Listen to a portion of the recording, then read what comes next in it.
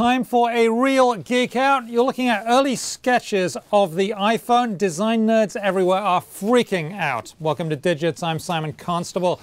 We got Ina Fried joining us on the phone from San Francisco, where she's been writing about these sketches that have been coming out of the Samsung versus Apple trial. Ina, thank you very much for joining us. Tell us all about this. Benefits for all computer nerds out here is that as part of the depositions and filings that Apple and Samsung have made in this case, we've learned a lot about Apple's design process. You know, Apple would never normally share unreleased prototypes or talk about how it is it designs things, and we've learned a ton in just the first day of the trial now. Okay, and the sketches we're looking at are very interesting. Were you surprised to learn that Steve Jobs doubted that it was really going to make it? Well, I mean, I think when you look at the complexness of the original iPhone compared to what was being done at the time, it's not surprising that they had a hard time doing it. I mean, don't forget, there were a lot of, phones that had big bezels, they had small screens, and here they were talking about doing something with just a flat piece of glass. I think what we learned most about was just how difficult it was to manufacture. The manufacturing, of course, is often the last thing that designers worry about. We also learned that this was designed around a kitchen table too, which is kind of interesting, leading to the idea that maybe I could go home and design something like this myself. Yeah, I'm pretty sure the kitchen table is for them a bonus, but not the one requisite ingredient. So I'm not sure how much success you'll have with that. But yeah, we did learn that basically a group of about 15 or 16 designers, industrial designers, work on basically all of the hardware that Apple does. And they do. They sit around a kitchen table and talk about all the products that they're working on. They have sketchbooks, they pass back and forth. And then once they have something that they're kind of interested in, then they go to what's called computer-aided design. And if necessary, they even like model it, 3D printing or do a hardware model. And they also basically take criticism or give criticism of the idea, saying, it either doesn't work or it does work or it could be better, right?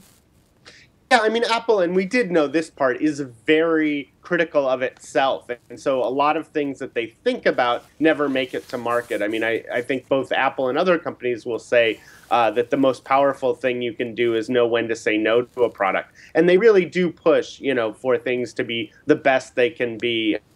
One of the designers that testified, Chris Stringer, in court earlier this week, testified that they might do 50 designs for a single button. And one of the things we saw with the iPhone prototypes is just how many different designs they considered before actually going back to one of their earlier designs, which is what became the original iPhone. So even once they had that original iPhone design, they kept going and tried all kinds of other things before they went back and said, you know what, I think we had it right the first time, or the second time, or whatever number that was. So we've got all this stuff out, and we said a moment ago that Steve Jobs doubted it, which I'm still struck by. How critical do we know he was to that design process? Was he really critical to it? Will they continue to have the same design process going forward?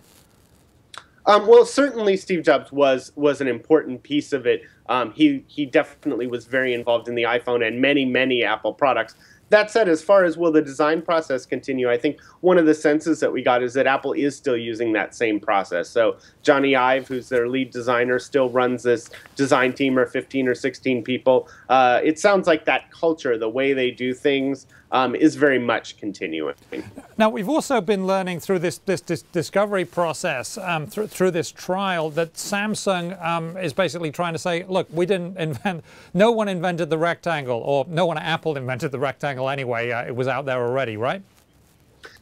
Right. I mean, what Samsung's case is, a big part of it is saying that the technology industry is about seeing what other folks are doing and evolving from there. And in particular, when you talk about the iPhone, a lot of the physical design is just saying, hey, let's get as big a screen as possible. And certainly I think if you think about many tech products today, once you get a good multi-touch screen, what you want is a lot of screen and not much else. And I think Samsung's trying to make the case that that's obvious. We'll see how well that goes over with the jury.